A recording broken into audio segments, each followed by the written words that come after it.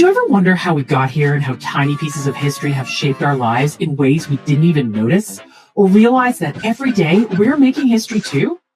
I'm Sarah Dowd, and this is History for F***'s Sake, the podcast that dives into the untold stories that actually matter. My mission is simple: to get as many people as I can to love history. Our history, the big stuff, the overlooked stuff, even the history we made yesterday.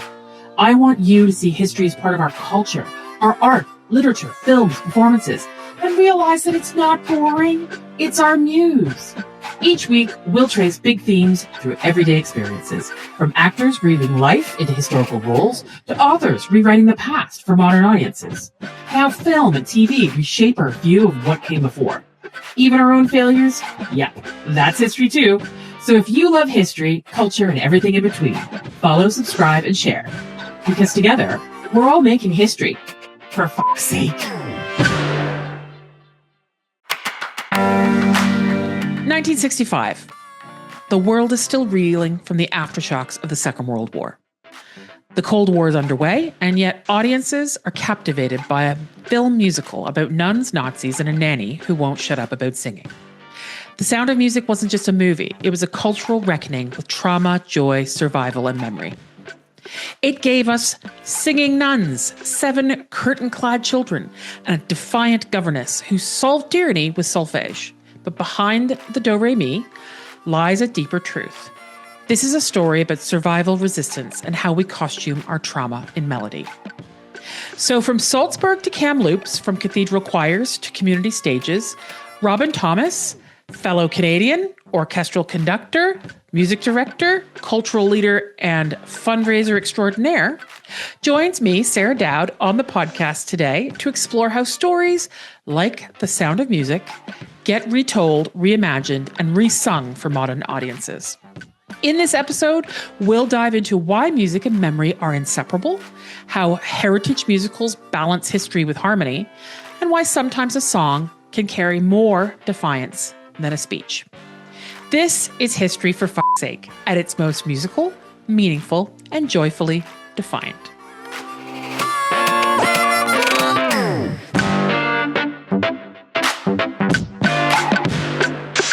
Robin, welcome to History for F***'s Sake.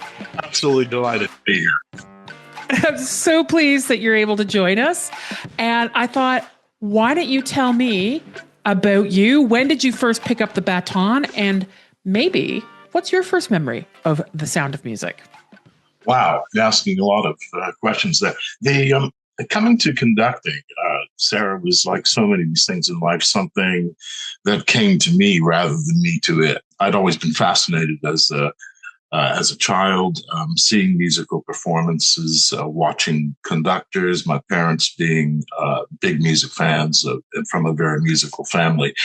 And I loved the idea of looking at a score and imagining an interpretation of that, and then fashioning that interpretation.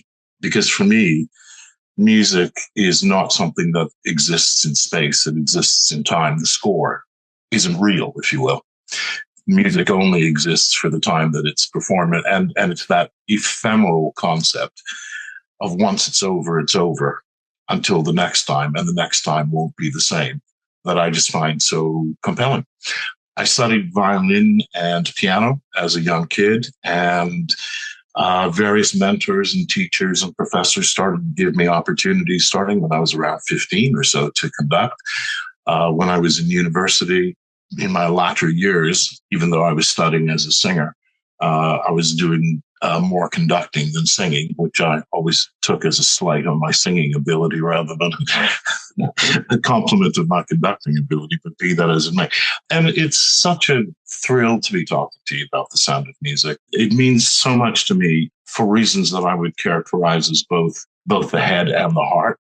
So firstly, having conducted it several times, I find the complexity of such a seemingly simple piece of art to be really fascinating. There's no question in my mind that Richard Rodgers, whether he was with Hart or Hammerstein, is one of the most gifted melodists to ever live, and in my opinion, up there with Lennon and McCartney, and dare I say, even Puccini and Rachmaninoff. Just absolutely stunning melodies. The other thing I find fascinating in its complexity is its 3-hour length is really quite misleading. I see it as actually 3 films, the first being about Maria, the second being about the family, the third being about Georg and the politics of oppression and intimidation, doing the right thing, even when the wrong things are popular. Perhaps as a salutary lesson for our times in that as well. On a more personal level, Sarah, it was the first movie I ever saw. I was 5 or 6 years old in Cape Town, the city of my birth.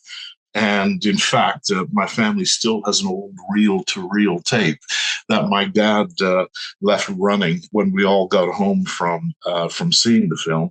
And on that tape, my mother and her brother are sitting at the family piano, picking out 400 versions of the movie soundtrack by ear. And then I think the final point I would make on a personal level is that growing up in and then leaving apartheid South Africa, the theme of leaving your home, I'm going to get emotional here, the theme of leaving your home to protect your family and create opportunities for them, that really resonates to this day. Absolutely. I think one of the questions I was going to ask you is sort of having come from, your South African roots to a Canadian upbringing, has that, or how has that influenced the way you think about music, leadership, the arts?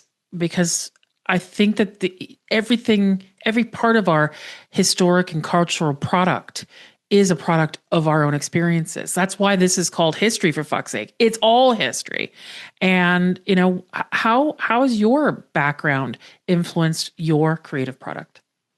Well, it's interesting because, of course, taking South Africa is literally the genesis of my story. You're dealing with personal history, but you're also dealing with geopolitical history, all conflated. And maybe most people don't realize that geopolitics and their own personal story are intertwined like that, but it's certainly something I'm very aware of. In apartheid South Africa, as I remember, in our community, the church and definitely music were just part of the community's DNA. But at the same time, there weren't a lot of opportunities beyond the amateur and the community. When we emigrated to Canada, and the story actually, Sarah, goes beyond just music. When we emigrated to Canada, a country that my parents saw as a land of limitless opportunity, that was impressed on me to seize those opportunities, to work hard at them. The music spoke for itself, but even in business and in my professional life, I think I was always of that view that I had been given a gift and I needed to embrace it.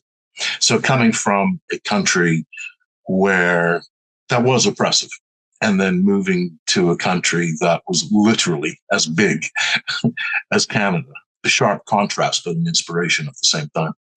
It's something that always really resonates me when you think about both you and myself have actually been living in the UK for quite a significant amount of time. And whilst I can never and would never dream of comparing my story to stories of other people immigrating to the UK, to Europe, to North America, which often happens under many, many different and sometimes violent circumstances, I still, the story of immigration, the migration story of global movement of people, and no more important than this being the 80th anniversary year of the end of the Second World War, where we saw mass repatriation of people from around the world to different places.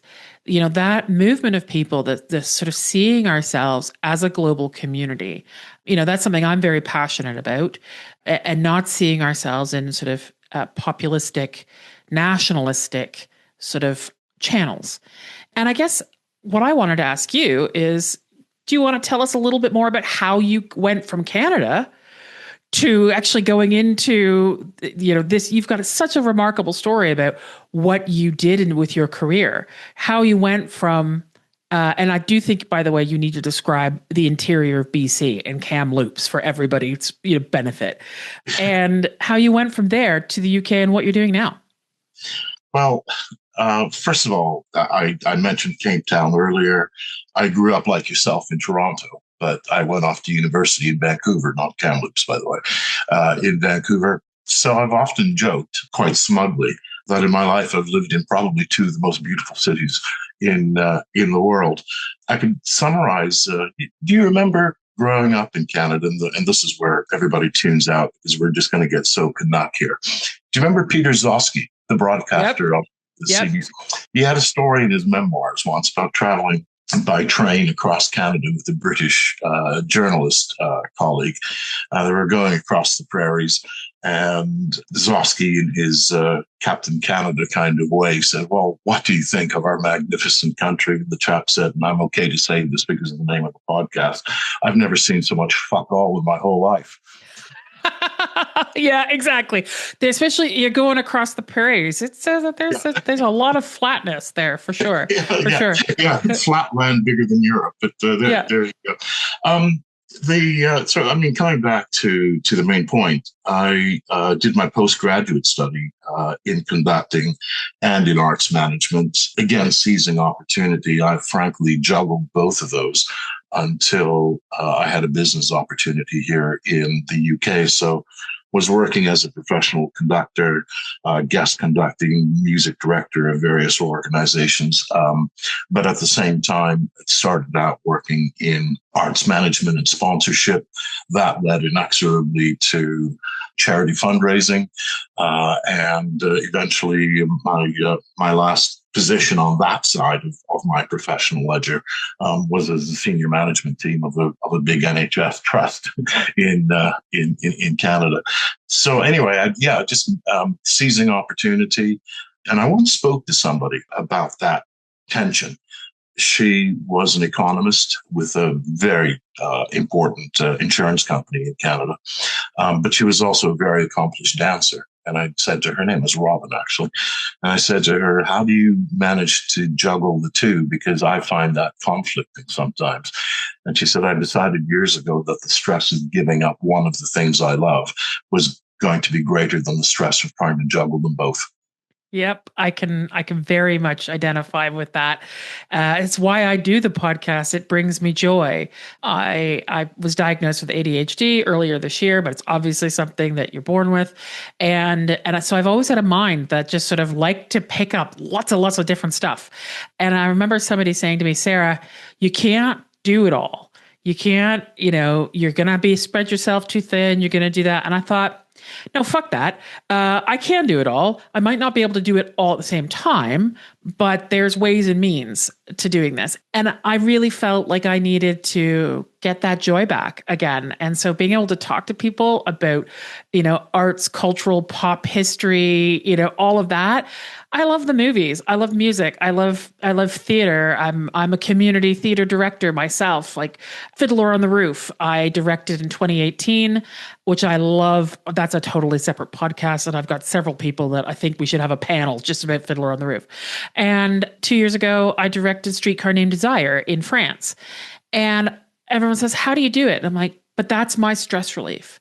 And I firmly believe that sports is part of that as well. And, for people who are like, "Well, I'm not so sure I'm into arty farty stuff." It's like, don't worry. There's plenty of sports related to this. It's about what do we do that isn't work? And I couldn't give up doing all of that, even though it's sort of intrinsically part of my work in a lot of ways, to save my soul. It's part of me. It's part of what makes me passionate, and I'm able to bring that passion to the work that I do. So yeah, I totally hear that. Well, I'll be beyond the juggling, shall we call it, bringing it back to the geopolitics that we're drawing out the sound of music here and my South African roots. So I was born into a really, really musical family. My mother was a church organist and a music teacher. One of my cousins was Christine in the Cape Town run of the Phantom of the Opera. Another cousin on the other side of the family has a career with Cape Town Opera, various musical theater and opera companies around the world. So I suppose that DNA is there. But again, drawing it back to geopolitics, the making of music was an escape from a world that was oppressing you. It saves ourselves completely. I look at what what some of us, many of us were able to do during pandemic, and, hats off to all those key workers that just kept on going, and to those people that weren't able to isolate. And we were making music. We were talking to each other. We were bathing and creating our culture where it couldn't exist at that time. And I suppose that, I've always thought about, why does history matter to culture, to the arts? And I've had many conversations where, perhaps some people working in the cultural industries feel excluded from what might be seen as typical heritage or history. And I would say, yes, in a lot of cases, many people are excluded from that. But I think they're all part of a circle, that arts, culture, heritage, everything we do, it becomes our history. It's a circle. It's not two separate spheres. The arts also tells the truth, most times because it's art in a metaphorical way, but it tells a truth. And to that extent, I think it is completely interlinked with history and how we see history, perhaps even subconsciously. I 100% agree with that. And I was going to ask you, in terms of music and musical theater, the things that inspired, and, that's where the film Sound of Music came from. Do you think that history matters? That is a show and a film that is set against a real historical backdrop and actually a real historical story. The Von Trapp family existed. Yep. Do you think that matters, in musical theater right now? Because there seems to be a lot going on in musical theater that kind of doesn't really look at that. Controversial? Yeah, I mean, I think I have some complex views on that. First of all, I don't want to insult anybody who enjoys a good old night out with a jukebox musical. But the real art of musical theater, I think, lies in its completeness and its complexity. So bringing it back to your question, in the case of Sound of Music, you have these exquisite, timeless tunes. You have complicated geopolitical and emotional themes going on, all wrapped up in a pretty bow and looking seemingly quite innocuous. But I would say, building on that even if the Nazi era hadn't happened and that was an invention for the musical, it was still telling the truth about human existence, about the human experience, about oppression, about hope, about escape, about wishing for the future. And that's what I mean about art being able to bring a lens of truth to what we see. It doesn't need to literally be true to be the truth. It's a lens in which we can explore our past. What I will say, and all credit to it, the jukebox musical, The Jersey Boys, is a phenomenal musical. And you could say that's a jukebox musical, but actually it's the story of that band. And it's brilliant. Yeah. Because it's actually history. It's about the real guys. And that's an example of just one that I just love. And it actually has a narrative running through it rather than a narrative, rather than songs in search of a narrative. Yes, like exactly. Others I can name. Yeah. Exactly. So, I can't talk to another Canadian about musical theater without briefly segueing into Come From Away, all about the 9/11 and what happened in Newfoundland, great province of Canada, where they opened the doors to all the homes in Newfoundland and invited people from around the world to come and stay with them as all the flights were grounded after 9/11. That musical is an hour and a half long. There's no interval at all. And I wept with joy seeing that. And it made me so proud of, my original country, but it made me proud of us as human beings that in crisis, we can have the best come out of that. And for musical theater to capture that in a way, captures the history, captures the emotion, the humanity. I just thought I need to name check Come From Away. Exactly. And again, we're flying the maple leaf here, but two thoughts occurred to me drawing again the theme of the Second World War and how Canada was flooded, I suppose they would say today, with European refugees after the war, coming to seek safety and a better life. And I suppose that theme of it may not be my mother, but if there's an old woman suffering, she's my mother. It may not be my child, but if there's a child suffering, it's still my child because we're a human family. Absolutely. And I think what The Sound of Music does is it shows that paradox of that sort of saccharine almost joy that, and silliness that is part of the film and the show.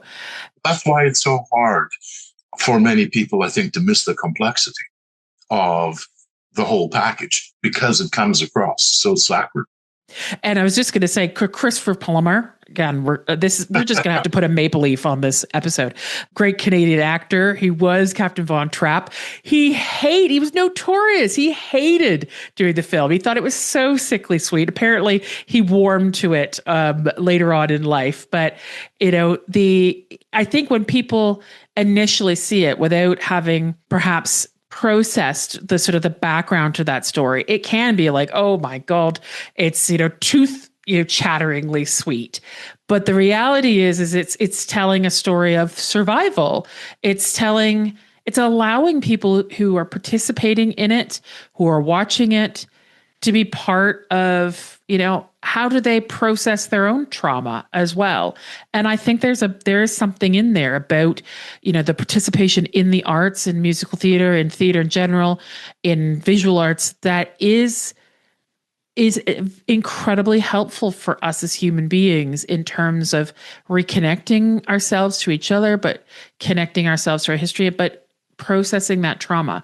Have you ever had an experience like that where, a music piece or a theater piece or something like that, you've really seen it change people's lives, even if it's in a small way?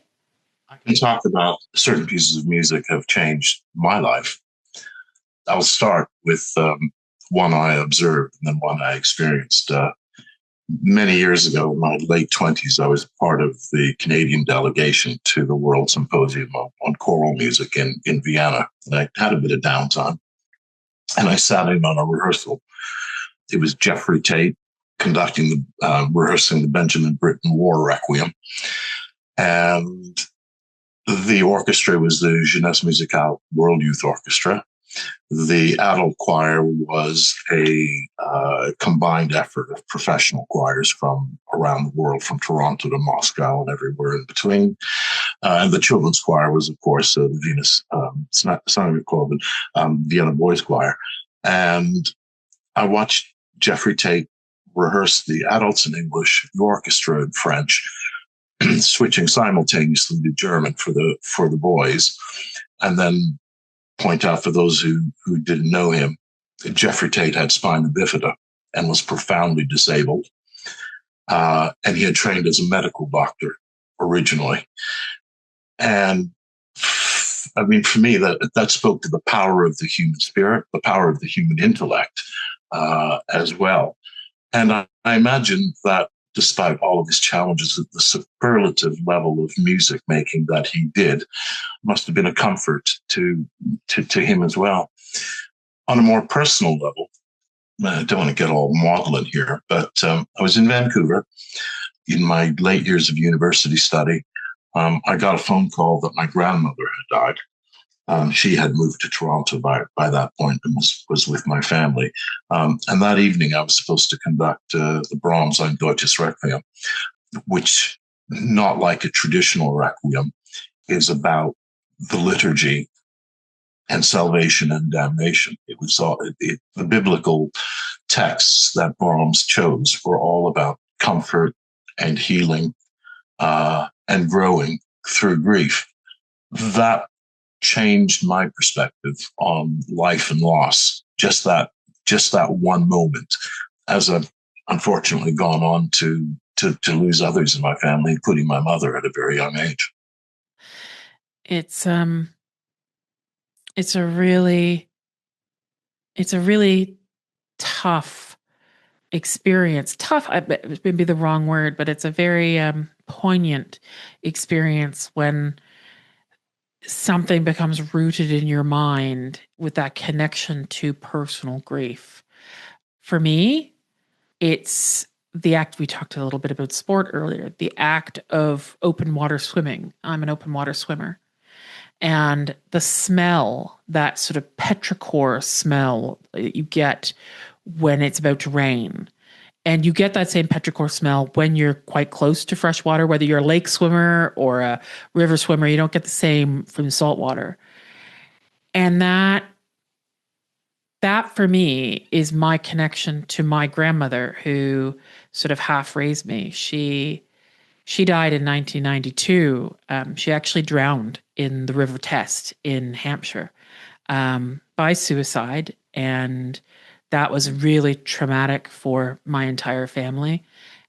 But for me, that poignancy of being out alone in the river swimming, for me, it connects me to her. So, it's not a piece of music or a piece of art that connects me, but it is something that I do that's connected to my history, my sort of personal culture.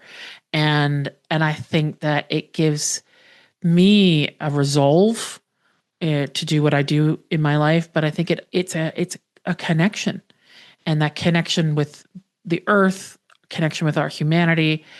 It's a little thread through time, going back 30 odd years now. And yeah, I can totally understand where that connects with you in terms of that parent-child connection, which informs so much of who we are.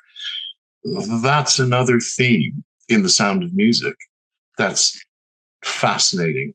The initial antipathy and then the bonding with Maria, but then even more profoundly, this stoic, I would suggest, emotionally broken man in Georg. Let's go. Yeah. And let's go love out. And that building of a family and a building of that sort of resilience, between them. Out of curiosity, your own migration story, does it shape the way you hear The Sound of Music? And has it changed over time since when you were a child to now? You don't ask easy questions, do you? Sorry. I'm going to have to go deep now. I would probably see 3 chapters of my interpretation. Just being a young kid, enjoying the spectacle of it, because that's what film is. Getting older, becoming a professional musician, approaching it almost intellectually when it came to the music and the structure and the direction. And then a couple of years ago, I went back to Cape Town for the first time in 20 years. I reconnected with family that I hadn't seen in some cases in 20 years, in other cases in 50 years. And being in such a beautiful place, but also then being immersed in family and reconnecting, the whole migration story, since I've watched The Sound of Music since, has come to the fore for me. Again, as I've said a couple of times now, wanting a different future, wanting opportunity, having to leave people you love in order to do that, having to make choices. That for me is the narrative now, family and choices. I agree with that I was asked just yesterday about, what's the thing that makes you tick? What lights your fire? And I said, I quoted Fiddler on the Roof.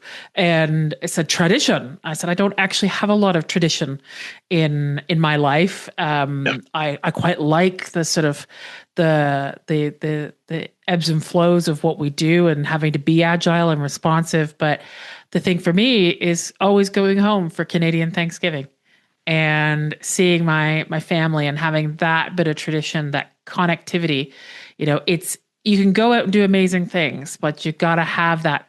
You got to have those people or the things, whether it's your love of the arts or your participation in your sports team, a thing that connects you back to being human. And I think that's one of the things that frightens me about our current sort of geopolitical and societal context is that whilst we in the last 20 years have gone through the biggest social changes since the post-war sort of 1960s period in terms of how we interact with each other as a society, I also think that we are at severe risk of losing connection with each other on a broader scale as well as a detailed scale.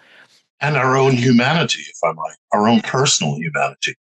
I grew up sitting in coffee shops in Toronto when I was a teenager, pretending that I wasn't smoking cigarettes to my parents. And unfortunately, that's stopped now. But talking with my friends in that deep, slightly navel-gazing way that only adolescents and in your early 20s that you could do. But I deeply miss that because when you get into adult life, how often are you able to sit down with other people, whether they're like-minded or not, and actually have a conversation, a rambling conversation about the meaning of things, a bit like what we're doing now, including art. The meaning for us. And I think that coffee housing, quote unquote, is really lost. I would love to be able to bring that back. I like sitting and talking to people and I don't do small talk particularly well because I'm a bit kind of like, life is short. Let's talk about something good. That's the ADHD thing, Sarah. Oh, I know. And I found out about that kind of thing. People that you don't do small talk. Yeah. And so it's like, how do we have meaningful discussions with people, and how do you connect to those emotional truths, so to speak? But I would take it even one level lower. How do you connect with those emotional truths just by yourself too, in solitude? And what allows you to go deep and to stop doing and to just think and feel? For me, listening to music now fulfills that. Performing music less so, because I've often said when you're performing, you have to have your head on, because that's about discipline and technique. And the only way to convey the emotion that you want is by having the discipline and the technique to convey that. So the performer has to think in order that the audience can feel. But then just in listening to music, and I do this virtually every day, 45 minutes an hour, earphones in, and just going deep. Yeah. It's immersing yourself in so many ways. And I think that's one of the reasons why. Having a good cry sometimes. Oh, God, yeah. I mean, but I think that's in some ways why so much of these immersive experiences are popular, or, it's because it's making people stop and use our sort of multi-sensory ability in a way that we have become disconnected from. And it allows, it's like letting it roll over you. And whether it's music or whether it's something visual, we're so fragmented in many, many ways that, to be able, I don't know how many people I've spoken to who do not have ADHD when I say, well, you want to sit down and watch an amazing film? And they will say to me, how long is it? Oh, yeah. And they go, Sound of Music's 3 hours. 3 hours. Oppenheimer, brilliant film, 3 hours. And that actually, when it comes to big films and big epics, the more money that seems to be spent on films these days, the longer that they are. But actually, I find people going, oh, I'm not able to sit and pay attention for that. And I think that is partly to do with our experience with our phones. But I also think it has to do with our experience with our lives. It's like, when's the last time we sat down? I'm very lucky. I'm able to do it on a fairly regular basis, but sat down with your neighbor and just shot the shit for a while. And I think that that's something that I worry that future generations, or even our current Gen Z generations, feel isolated from, that they don't necessarily have that feeling of connectivity. And that makes me really sad that could be potentially our truth. And feeling a connection to oneself as well, in a world of never-ending stimuli, to do nothing and to be alone and to feel. And to turn off the buzzing, so to speak, of everything that's going on. Yeah. So we're almost coming to the end of our time together, Robin, but I've got a couple questions I'd like to ask you before we move on.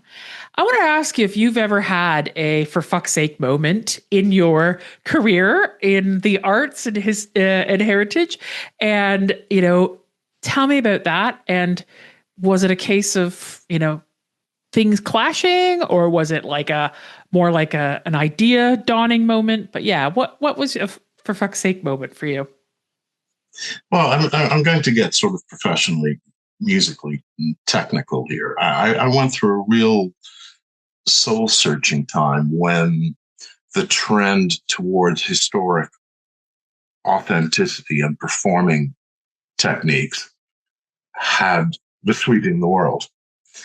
And my fear was that it was starting to, the faithfulness to the right bowing technique and all of that was starting to, in my opinion, impact on the story you could tell with music. You were there in an oral museum rather than taking in a story. And I worked very hard and studied really hard and looked at others. But this is particularly important about the Baroque era.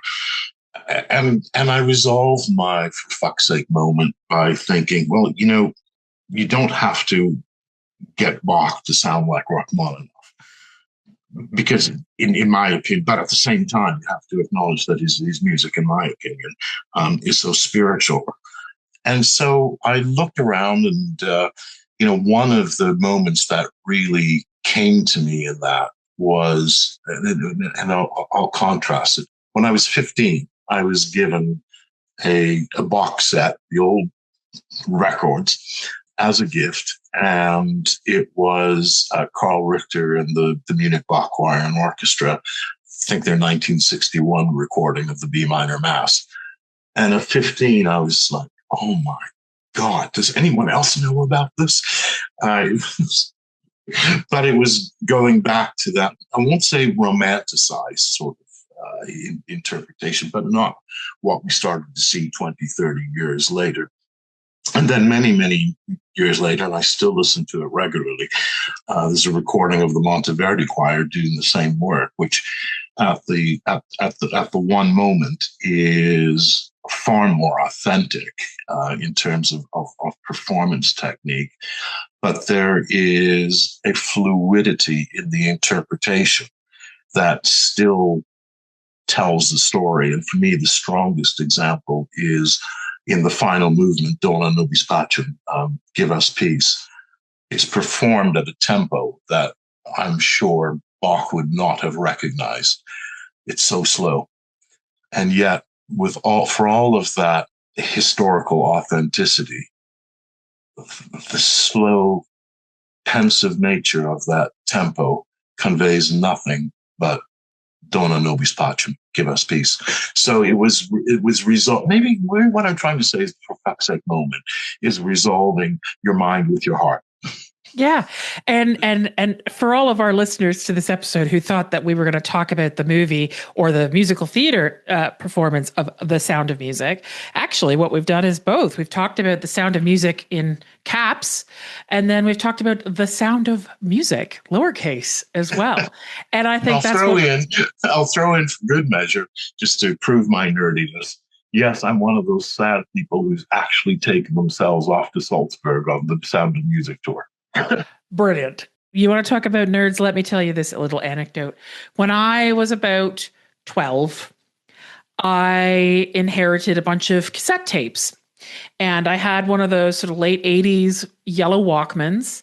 And I was in the driveway in my home in Toronto. And I was listening to this cassette tape. And it was another Canadian, the wonderful Glenn Miller. So I was listening to music from the 1940s, and there were some kids down the road, and they said, "What are you listening to?" And I said, "Oh, I'm listening to this really cool trumpet guy, and his name is Glenn Miller." And I'm pretty sure I remember them going, egg her, egg her. So that was my experience. I mean, being a nerd, being a, music nerd, that for me is part of my history of this as well. And I guess that's, we're never going to resolve the, sometimes people are going to feel when they're passionate about things that they're a little bit nerdy. I say embrace it. So can I ask you, if you were to say to somebody who had never seen The Sound of Music and they were going to go and see it, it's coming back to the stage on its North American revival tour in Toronto in November this year. Hello, Mervish Company, give us a plug. What would you say for someone who's never seen it before? Maybe it's someone who's in their late teens, early 20s now. What would you say to them before they went and saw it? You're going to hear some of the greatest popular music ever written, and pay attention to the people, because the human story is going to be profound. That's exactly what I would tell them as well, is just look at the layers, look at the depth. So, Robin, thank you so much for joining us on History for Fuck's Sake. I think we've proven of this episode that whether it's, high on a hill with a lonely goat herd, or whether it's swimming in your local river, or whether it's just switching off and turning on the music and being with yourself for 45 minutes, we're all making history, and our lives matter, and getting that connection is all part of what makes us human. So thank you so much for joining us today. Sarah, it's been my pleasure. And can I just say, what you are doing here is really important, I think, even in creating a small community. So thank you for that. And I suppose, bring it full circle and say, somewhere in your youth or childhood, you must have done something good. I hope so. So thank you so much. Thanks for listening to History for Fuck's Sake. I'm so grateful you joined me to explore some of the untold stories that have shaped people's lives and experiences. If you've got a question, a story, or an idea, let me know. Rate, review, and follow us wherever you get your podcasts. And visit us at historyffs.com or History FFS Pod on socials to connect. Together, we're all making history for fuck's sake.